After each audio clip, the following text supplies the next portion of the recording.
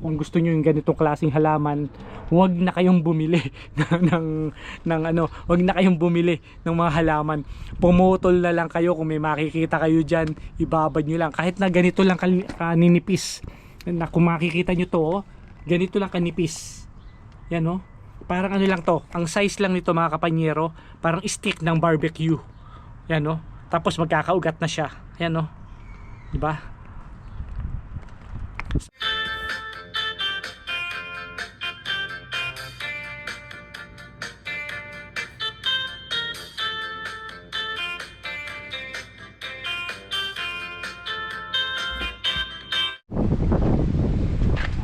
Magandang araw mga kapanyero. Ito, welcome back po sa ating channel. Nandito lang tayo ngayon sa Edmonton. Hindi tayo nakapunta ng farm dahil napakalakas ng mga ulan pa rin dito na tuwing umaga, tuwing madaling araw, talagang bumubuhos ang ulan dito. Kaya nga nandito lang tayo, nag-iisip na naman tayo ng mga gagawin natin. I-share ko sa inyo mga kapanyero yung puno na pinutol natin noon na 2 weeks ago na. Sakto ngayon, Sabado.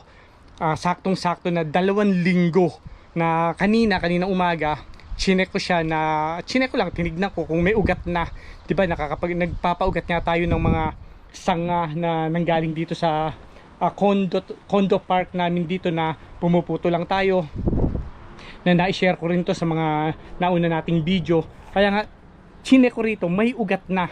Kaya ngayon mga kapanyero, i-share ko sa inyo yung mga ano na yan, mga sanga na yan dito ko inilagay eh. Ayan oh. Kung makikita nyo mga kapanyero, ito yung pinakamalaking sanga. Ayan oh.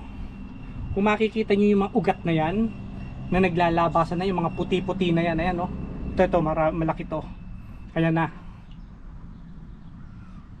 Naglabasan na yung mga ugat niya. Naisipan ko na ilipat na sa individual na paso niya para makaikot na yung mga ugat sa lupa, para maibiyahin na natin. Kasi July na ngayon, naghahabol na tayo ngayon sa mga tanim dahil napakaraming delay na nangyari ngayong buwan na itong June, July. Dapat nakapagtanim tayo ng marami, nailipat na natin itong mga halaman natin na to. Ito, mga naka-ready na to. Itong 10 puno na to mga kapanyero, ibabiyahin na natin yan dapat. Nakatanim na yan sa farm natin doon sa may harapan. Pero hanggang ngayon, hindi pa rin ako makabalik-balik sa farm natin dahil nga umuulan pa rin doon. Ayan, kung makikita nyo mga kapanyero, ayan o, dumidilim na naman. Ayan o, mamaya bubuhos na naman yan. Pero kagabi, sobrang lakas ng mga ulan dito. Kaya nga, nag-iisip ako, talagang delay na tayo sa mga project natin.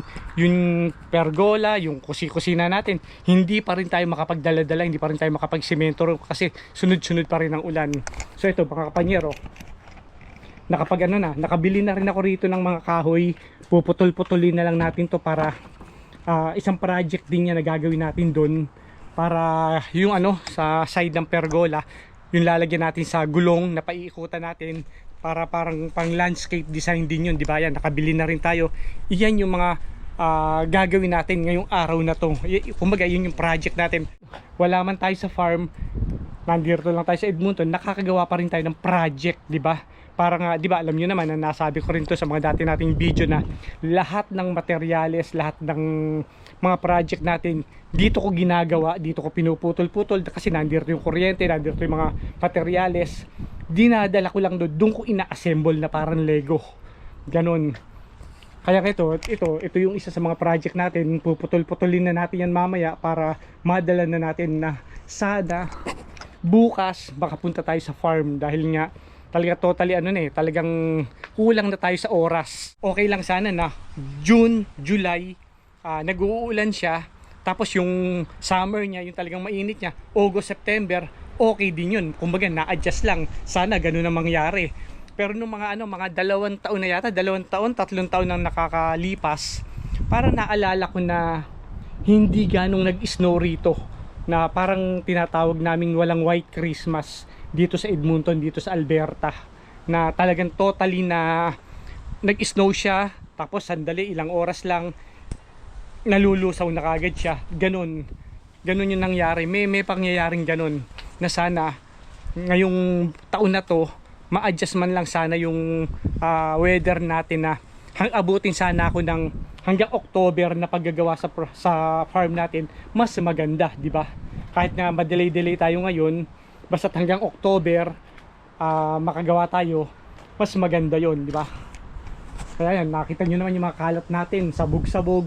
Ito nga pala, dito natin ilalagay. Ito na, i-ready ko na rin to, yung mga lalagyan natin. Bali, 3 malalaki na sanga ang ililipat natin ngayon. Ito, nakita nyo naman, no? Diba? Yan.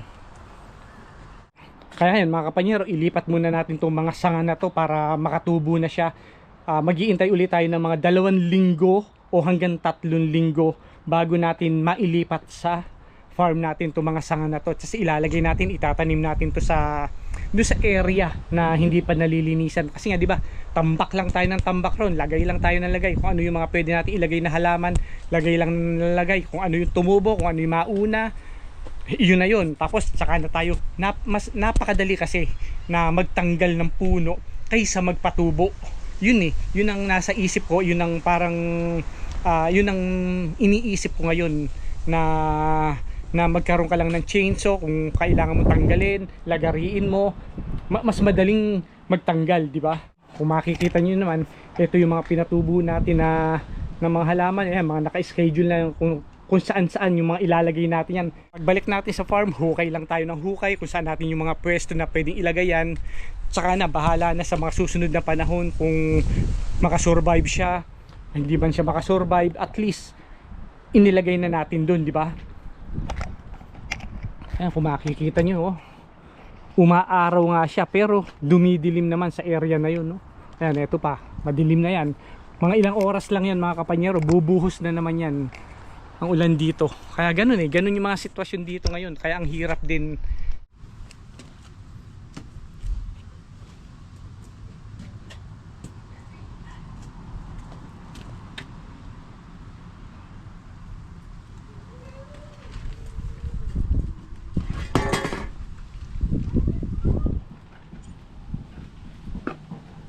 Itong lupa na to, mga kapanyero, nung 1 taon, may may mga tanim na rito. Tumubo siya ng 1 taon, nakasurvive na 1 taon, tapos namatay. Kaya nga itong mga lupa na to, mga kapanyero, mga dati nang may tanim to. Kaya ito yung gagamitin na lang rin uli natin para makapagpatubo uli tayo rito. Ayan, makikita nyo naman, punuin natin ng lupa para tsaka natin bubuhusan ng maraming tubig. Kasi kailangan niya ng tubig, di ba? Pagka nagpapaugat tayo, kailangan lunod-lunod sa tubig. Mga naglalabasan na yung mga dahon niya, Sana makasurvive ito. Mas maganda kasi ito, mas malaki na yung sanga niya na itatanim natin sa farm natin, di ba?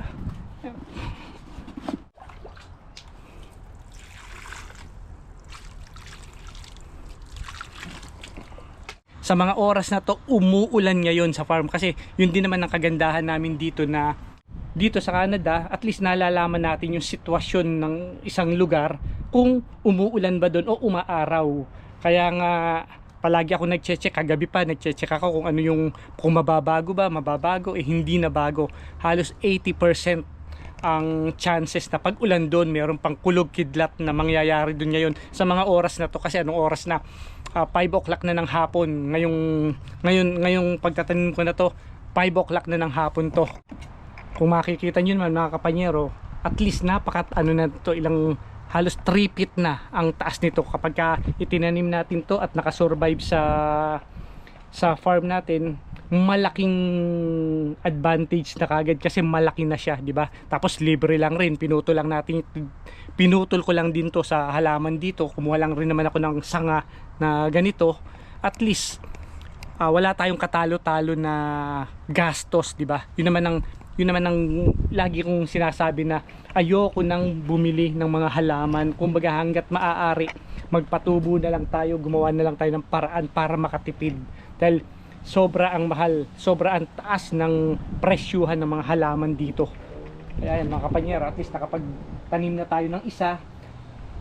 Ito, mga 10 man lang sana ang maitanim natin ngayong taon na to, dun sa mga yung ganitong klase ng halaman na maitanim natin dun sa mga hindi nalilinisan. Ito mga kapanyero, pabilog ang paglaki nito, itong halaman na to. Kaya ito nakakapagbigay talaga ng malawak na lilim sa farm natin pagka dumating yung panahon. Siguro mga 2 hanggang 3 taon na makasurvive lang to, pabilog na to. Ito yung klase ng halaman na nasa harapan natin, nasa bandang gate natin, na talagang bilog na siya, na napakalaki na. 3 taon ang inintay ko bago naging ganun. Kaya nga sana ito mga kapanyero, kaya nga naisipan kong kumuha ulit ng ganitong klaseng puno. Ikakalat natin to dun sa mga area na hindi nalilinisan. Kaya mga kapanyero, kung bago ka lang sa ating channel, huwag niyong kalimutang mag-subscribe. Pakipindot naman nating subscribe button para suporta sa ating channel. Gayun din mga kapanyero, masubaybayan niyo yung mga development natin sa Deladinco Farm dito sa Alberta, Canada, di ba? Kaya nga, ayan, porsigido tayong matapos, makagawa ng maraming project, ma-develop yung farm natin na yun. Kasi nga, marami ng mga nagme-message sa akin, marami ng mga nagtatanong kung saan nyo, kung anong address nun, na sinasabi ko lang na kasi hindi pa talaga hindi pa totally ready yun para sa puntahan, hindi pa marami pang development na mangyayari doon bago natin i-public o bago natin sabihin sa mga nagme-message sa akin. Kaya nga kahit na mahirap, kahit na magastos, pinipilit ko na makagawa ngayong taon na to. Pero ang kalaban naman natin, ulan. Hindi talaga hindi ako makaporma talaga na makagawa doon dahil nga sa dami ng ulan ngayon na nakakapagtaka rin. July na, pero ganun pa rin katindi ang mga ulanan dito. Nagkakataon pa kasi na sana okay lang sana kung umuulan ng Lunes hanggang Biyernes, okay lang kasi nasa warehouse tayo niya, nagtatrabaho lang tayo. Natatapat pa kasi na Sabado at Linggo ang ulan na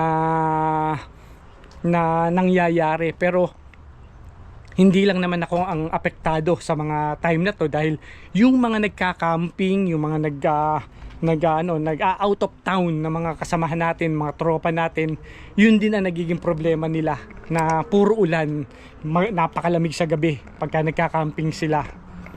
Kaya nakita nyo naman, padilim na naman, no? Mamaya yan, matatakpan na yan yung araw natin. Kaya nga minamadali ko mga kapanyero na makatapos man lang tayo ng kahit na 5 na may ugat na doon, maitanim na natin para mailipat natin kaagad. Kasi mabilis ang pag-ugat nito pagka may lupa na.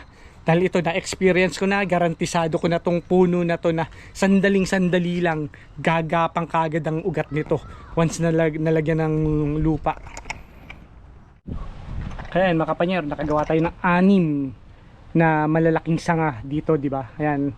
Pero ang dumi ng kinaanuhan natin, wala isang mabilisang pagtatanim lang ang ginagawa natin. So nakagawa tayo ng 6. I-share ko na rin sa inyo mga kapanyero yung mga maliliit na sanga na pinagputol-putol ko rin. Ito dito ko naman sa kabila inilagay kasi ito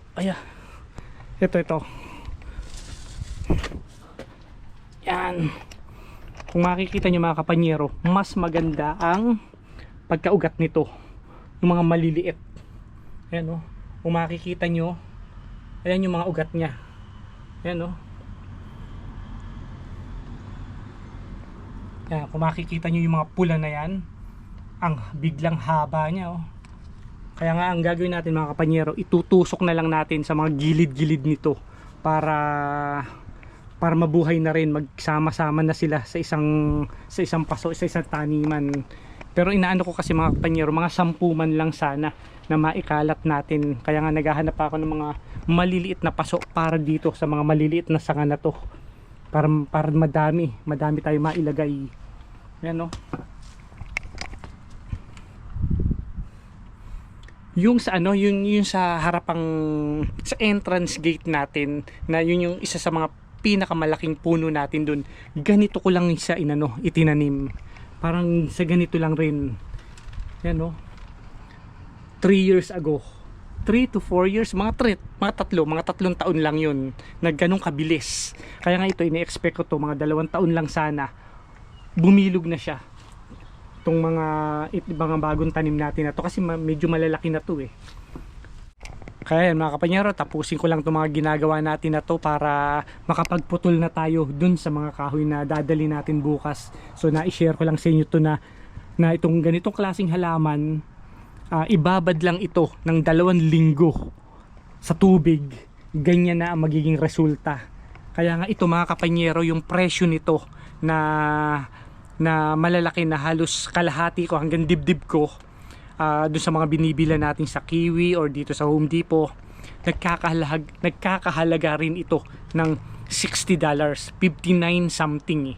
Ganun yung nakita ko na hanggang dibdib ko, na kung tutuusin yung $59 na yun, kung magiging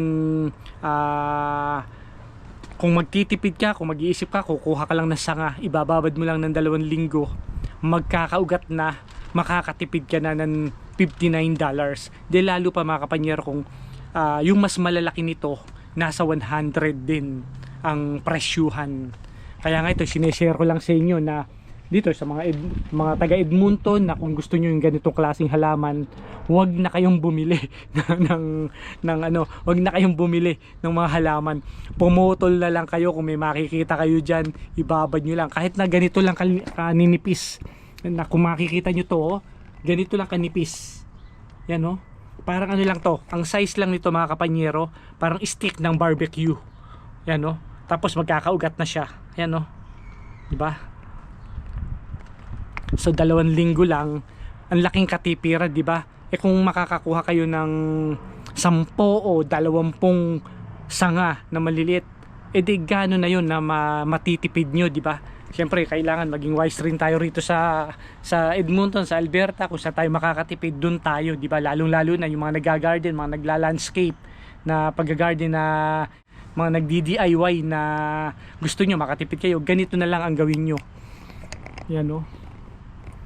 Ito, matatagpuan to sa mga park, itong ganitong klaseng halaman, na napakarami nito, nakakalat lang ito. Tapos ang kagandahan pa rito mga kapanyero, bago mag winter, ito yung nagiging kulay dilaw, namumula muna siya, tapos nagiging dilaw siya, tapos yun na, magiging brown na siya, magkakalagas na yan pagka winter. Ganun ang klase nito. Ito, yan natin yung pinakadahon niya, yan o.